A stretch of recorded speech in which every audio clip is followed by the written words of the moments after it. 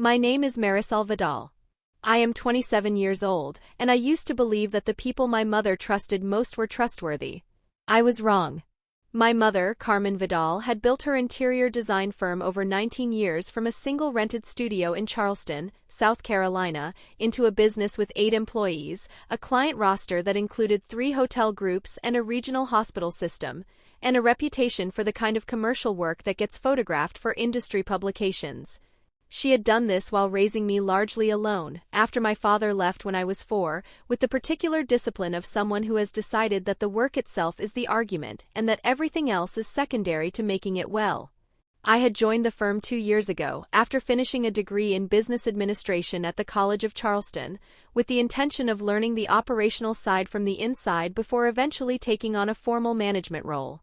My mother had not offered me the position. I had proposed it in writing with a 3-year plan attached, because I had inherited enough of her precision to know that walking into a family business without a documented rationale was a way of making yourself invisible before you even started. My title was executive assistant. In practice, I managed project scheduling across 8 active accounts, handled all non-creative client communication, maintained vendor relationships, prepared the monthly financial summaries, and attended every significant meeting my mother attended. She had found over time that having someone track the administrative thread while she tracked the creative thread made her a more effective negotiator. She did not say this explicitly. She demonstrated it by always asking me to be there. The firm's office was a converted row house on King Street. The front room was the studio. The back room was the conference room with a long oak table sourced from an estate sale and 2 walls of windows facing a small courtyard. I had my desk in the narrow room between them, a former butler's pantry, adjacent to everything and visible from nothing. Before I tell you what happened in that conference room, I want to ask you something. Think about whether there's someone in your life who has always been in the room when the important things happened, not as the decision-maker, but as the person who noticed what the decision-maker missed. Because that's what I was. And on the afternoon this contract came across the table, being the person who noticed was the only thing that mattered. The object at the center of this story is a signature addendum.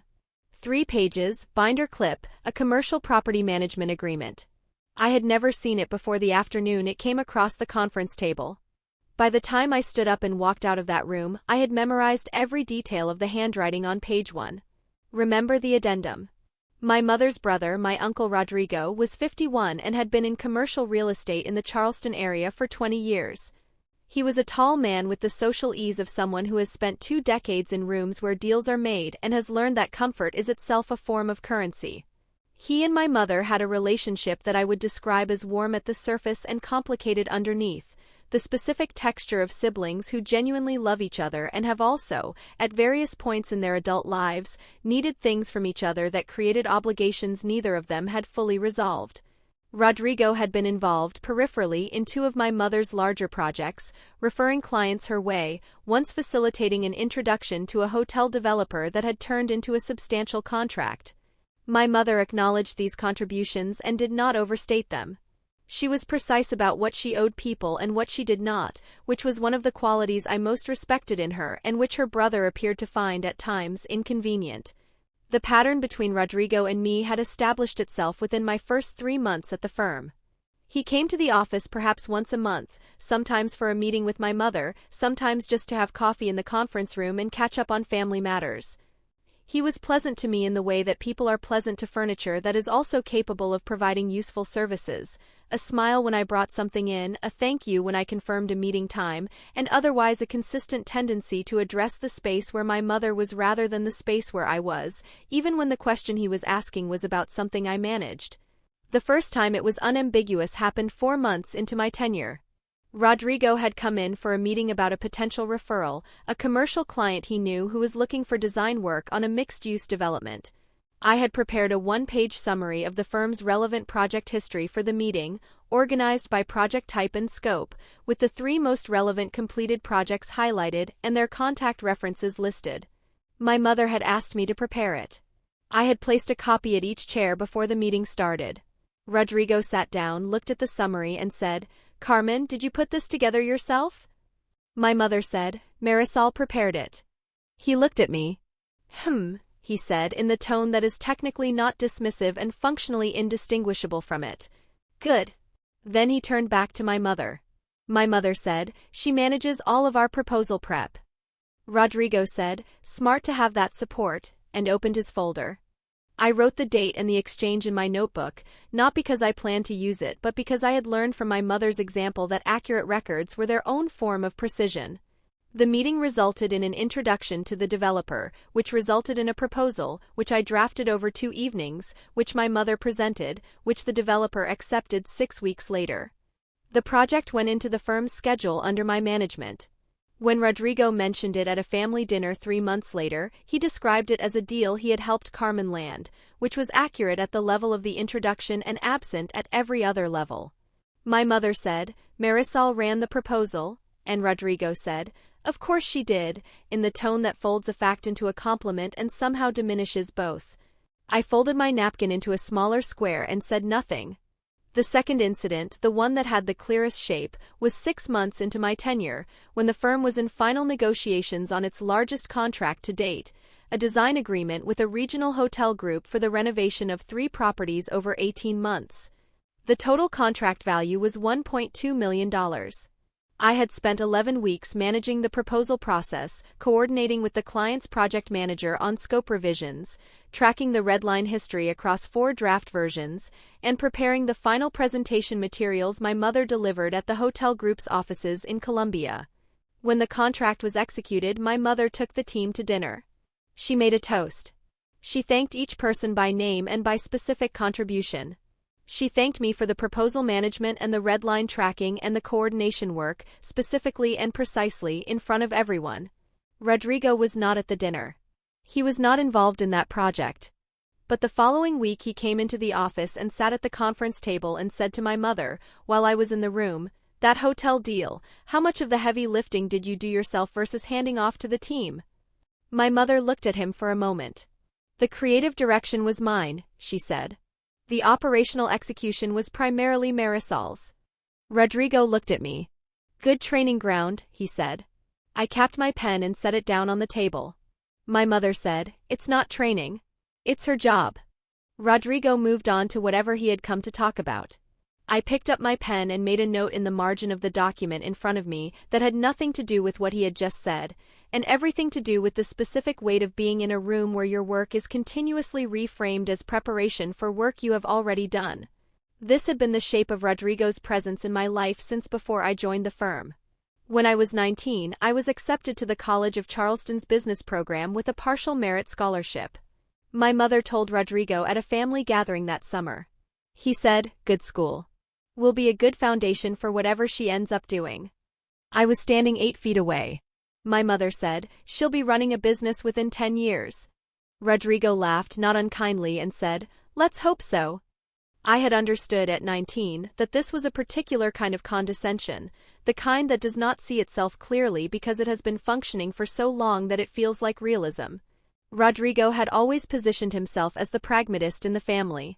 He dealt in outcomes and he measured people by outcomes, and he had not yet seen enough of my outcomes to have an opinion, which he confused with having grounds to be cautious. I resolved at 19 to produce outcomes so specific and well documented that caution would have nowhere left to stand. I graduated with a 3.9 GPA in 4 years while working 20 hours a week at a property management office, a job I had taken deliberately because understanding real estate operations seemed relevant if I was going to run a design firm. I wrote my senior thesis on operational efficiency in small creative businesses, using 3 local firms as case studies. My advisor submitted it for a departmental award. It placed second. I had the citation framed and put it on the wall of my butler's pantry office, where I was the only one who saw it. Rodrigo, when my mother mentioned the thesis at a holiday dinner, said, academic work is one thing. The real test is whether it translates. I had been waiting 2 years for the translation. It was going well. He had not updated his assessment.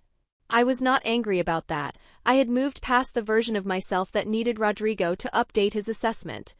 But I was tired of the particular arithmetic of it, doing the work, building the record, and watching it not land in the one accounting that would have changed anything.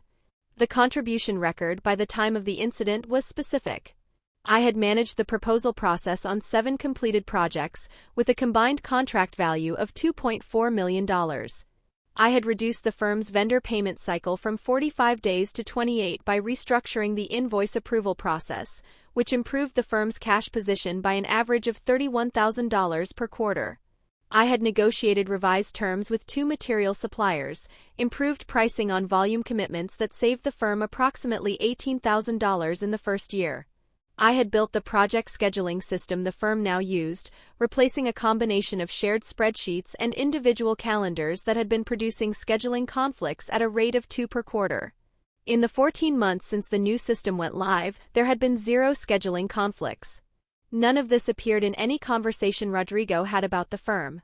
When he spoke about my mother's business to third parties, he described it as Carmen's firm with a good team behind her.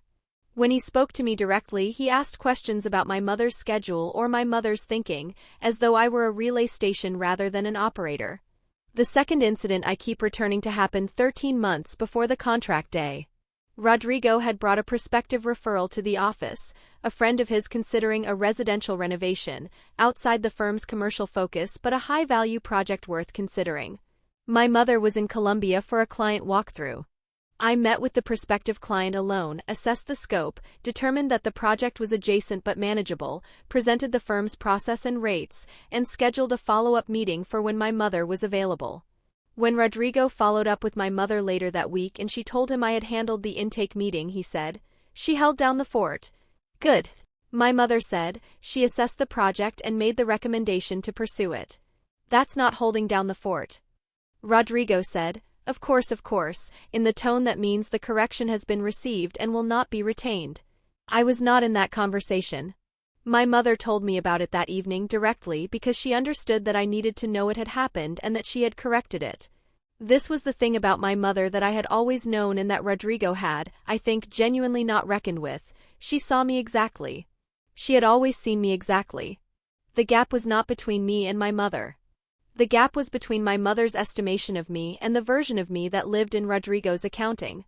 The meeting was on a Thursday in April.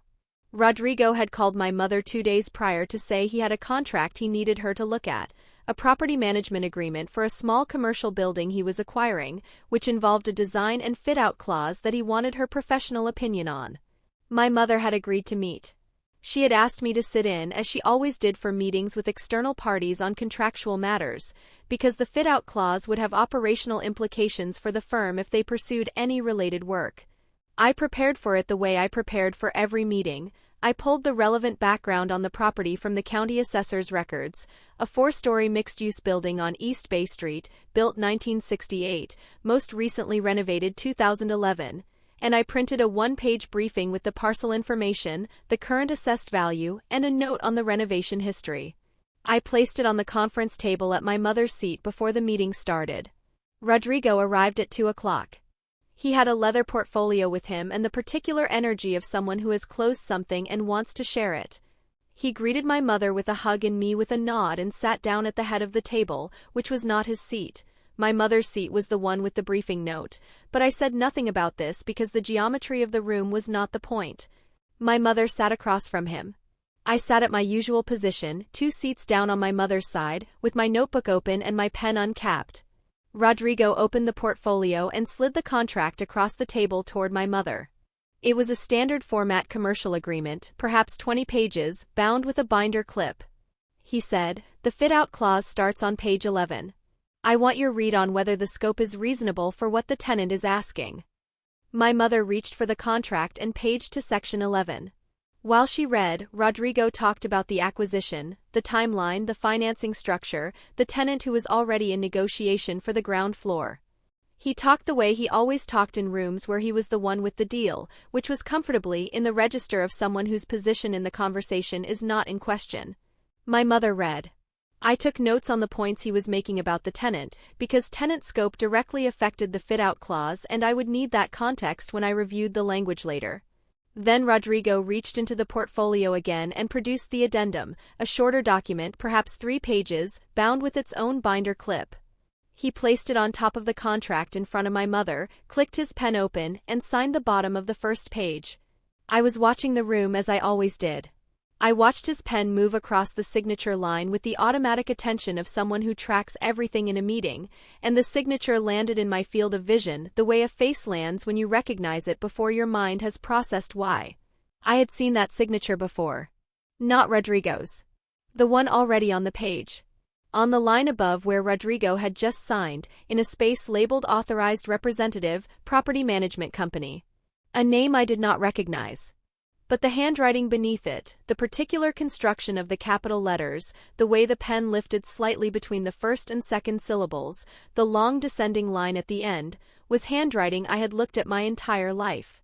It was on birthday cards in a box in my mother's closet.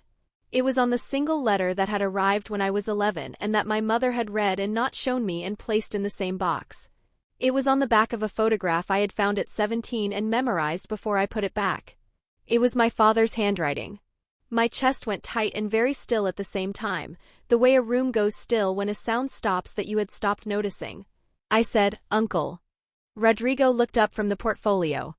"That signature," I said. "The one above yours. On the management company line." He looked at me. He looked at the page. Something shifted in his face, not guilt exactly, more the recalibration of someone who has just realized a variable they did not account for has entered the room. "That's my father's signature," I said.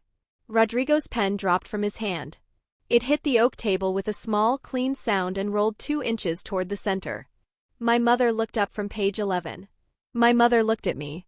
Then she looked at Rodrigo. Then she looked at the addendum on the table. Rodrigo had picked up his pen. He was holding it without using it, which was the only visible sign that anything had changed in the room. "Marisol," my mother said. Her voice was level. "Show me." I reached across the table and turned the addendum to face her. I pointed to the signature line, the one above Rodrigo's, the one labeled Authorized Representative, Property Management Company, without touching the signature itself. My mother looked at it for a long moment. Something in her face settled in the way a face settles when it moves from not knowing into knowing, and the knowing is not a surprise so much as a confirmation of a shape it has already been tracing. She looked at Rodrigo. "Whose management company is this?" she said. Rodrigo set his pen down on the portfolio. "Carmen." "Whose company?" she said again. "Same volume. Same register." "It's a joint holding," Rodrigo said. "It's been structured that way for tax purposes. There are 2 principals." "Who is the second principal?" my mother said. The room was very quiet. The courtyard windows were letting in the sound of King Street at 2:30 in the afternoon, a delivery truck, someone's conversation, the ordinary texture of a Thursday. "Esteban," Rodrigo said. My mother did not move. Esteban Vidal was my father's name. He had left when I was 4 and I had not seen him since. He sent a card on my birthday most years, postmarked from different cities, Atlanta, Memphis, once Houston, with brief notes in the handwriting I had memorized without intending to. I knew almost nothing about his life. My mother had answered my questions about him with honesty and without embellishment. He left, she did not know where he settled, she wished him no particular harm and did not track him. "How long?" my mother said. "Carmen, the business arrangement has nothing to do with." "How long have you been in business with my ex-husband?" Rodrigo looked at the table. 7 years, he said. My mother's hands were flat on the oak surface in front of her. She did not move them. "You have been in a business partnership with the man who left my daughter when she was 4 years old," she said, "for 7 years, and you brought a contract with his signature on it to my office, and you were going to let me sign the fit-out clause without telling me whose company it was." "The fit-out work would have been at arm's length," Rodrigo said. "It's a standard commercial arrangement. He's a passive investor, he's not operationally involved." "That is not the point," my mother said. I had my notebook open in front of me. I closed it and set my pen across it and looked at Rodrigo. "Can I ask you something?" I said. He looked at me with the expression of a man who would prefer not to be asked something and understands he is not in a position to decline. "You've been in business with my father for 7 years," I said. "In that time you've been to this office perhaps 40 times. You've sat at this table. You've asked about my work here. You've watched me run proposals and schedule projects and manage contracts." I paused. Did he ever ask about me? Rodrigo was quiet for a moment. "Yes," he said. Something moved in my chest. not pain exactly, more the sensation of a space that has been carefully maintained as empty suddenly being given dimensions. What did you tell him? I said. I told him you were doing well, Rodrigo said. I told him Carmen had built something good and that you were part of it. And you never told me he was asking, I said. Rodrigo looked at the table. Or that you knew where he was, I said. Or that you had his phone number, which you must have had for 7 years. Or that he was within reach. My mother said, Rodrigo. He looked at her.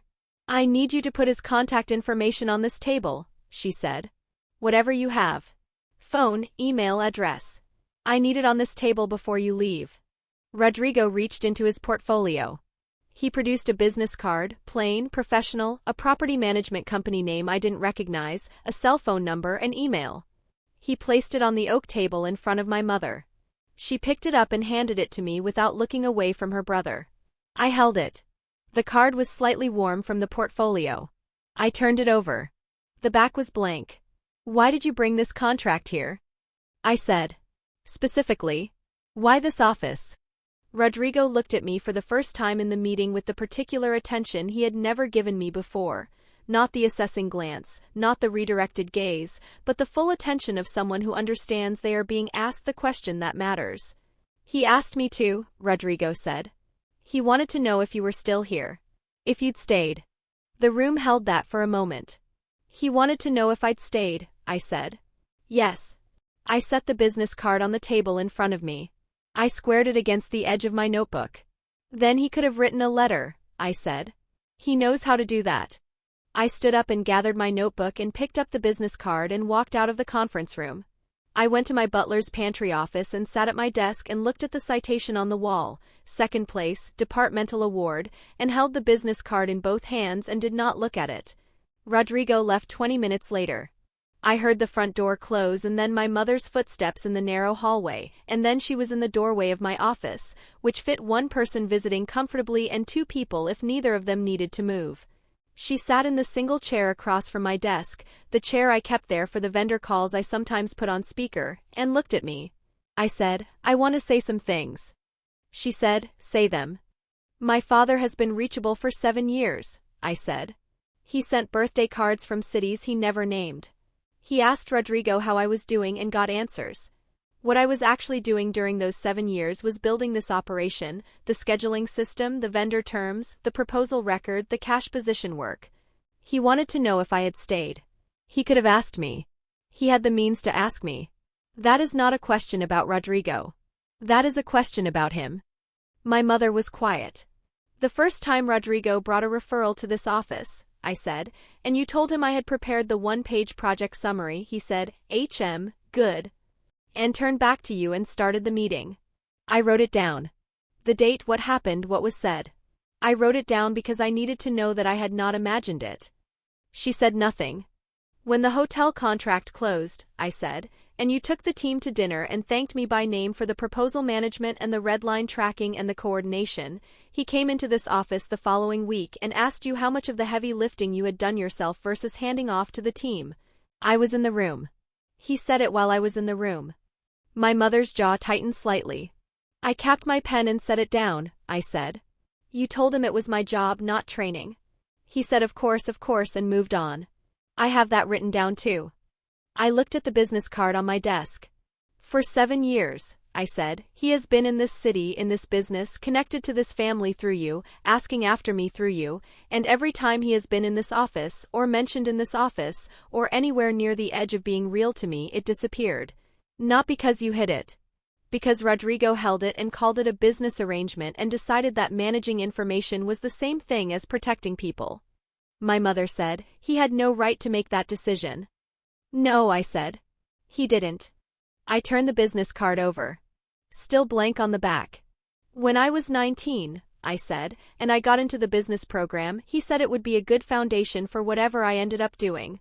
I was standing 8 feet away. You said I'd be running a business within 10 years. He laughed. I looked at her. I'm 27. I'm running this business. I'd like that to be said out loud by me in this office at least once. My mother said, you are running this business. I know, I said. I needed to say it. I set the business card in the center of my desk where I would have to look at it. I'm not going to call that number today, I said. I don't know if I'm going to call it at all. But I want to decide that myself when I'm ready without someone else deciding what I'm prepared to handle. My mother said, that is completely yours to decide. She sat with me for a while after that. We did not talk about Rodrigo or the contract or the signature. She asked if I wanted to close the office early. I said no, there was a vendor call at 4 and I would handle it. She said all right. She stood up and put her hand briefly on my shoulder and went back to the studio. I made the vendor call at 4. I renegotiated a delivery timeline on a materials order that had been running 2 weeks late, and I confirmed the revised terms in writing before I got off the call, and I logged it in the project system and sent my mother a one-line update.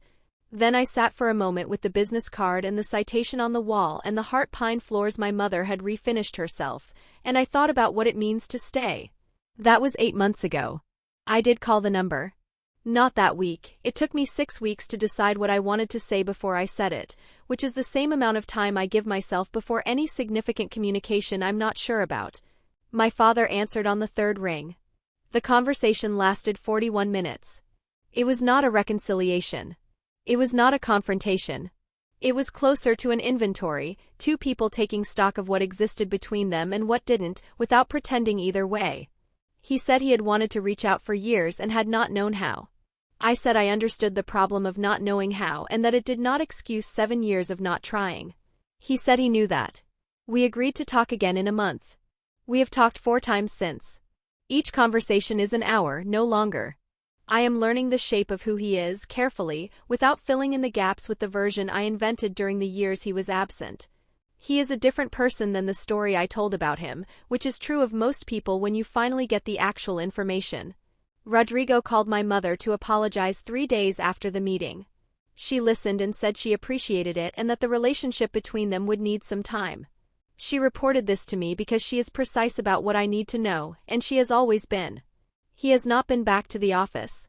What I keep returning to is the pen drop. The way Rodrigo's pen hit the oak table and rolled 2 inches and stopped. That small, clean sound. Everything in that room up to that moment had been organized around an assumption that I was tracking the administrative thread while the adults handled the real content of the meeting. And then I said 4 words, "That's my father's signature," and the assumption collapsed and the pen dropped and everything had to be reorganized from there. I think about the years of writing things down. The dates, the exact words, the small precise record of what had been said and then redirected and then absorbed into someone else's version of events.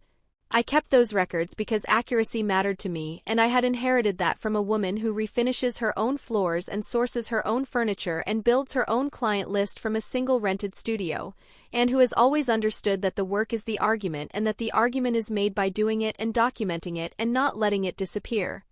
The record was there when I needed it. It always had been. Here is what I would want someone to hear who is in the middle of their own version of this. The people who keep telling you that your work is preparation, that your contributions are team efforts, that your accuracy is promise rather than proof, they are not seeing you. That is their limitation, not yours. You do not need their version of you in order to be the actual you. The record you are building, the timestamps, the saved drafts, the written down dates, the exactly remembered words is not for them. It is for the moment when something lands on a table and you are the only person in the room who knows what it means. Know what things mean. Write them down. Stay. If this story found someone who needed to hear it today, pass it along. Some things are worth telling. This is a work of fiction created for entertainment purposes. All names, characters, businesses, and events depicted are entirely fictional, and any resemblance to real persons or actual events is coincidental.